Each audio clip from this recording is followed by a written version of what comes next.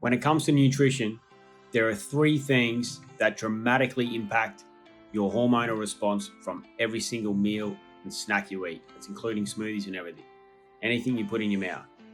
Now, that's your food types, food amounts, and your meal timing. You will eat and consume different food types. You will feel different from them.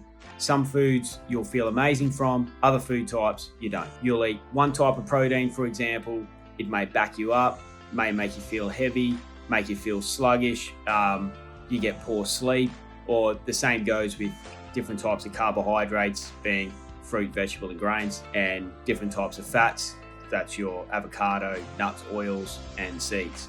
So your different food types dramatically impact the way you feel. Now, if you can choose the right food types, the ones that you feel the best from, keep those in your daily diet, in your nutritional plan, and the ones that don't make you feel good, get rid of them, and that's it. They don't serve you. Number 2, food amounts, your meal amounts, how much you're consuming. This dramatically impacts your hormonal response as well.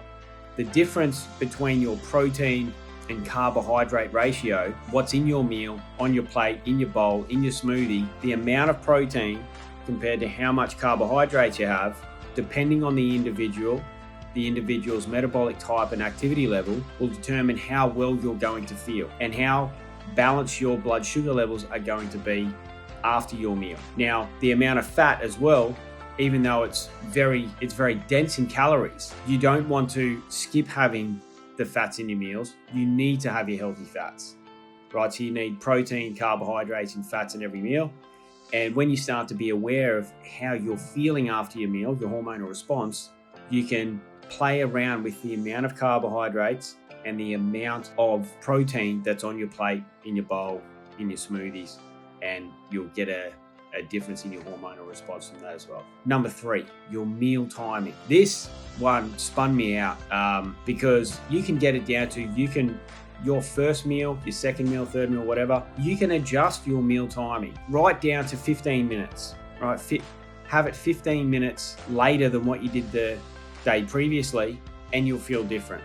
And vice versa, 15 minutes before.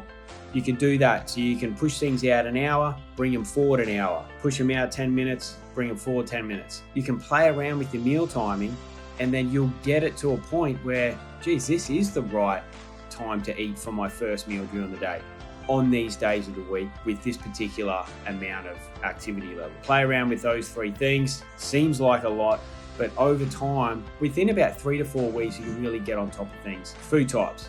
Keep the ones that make you feel good, throw away the ones that don't. Your food amounts, play around with your protein to carbohydrate ratio until you start to get it right.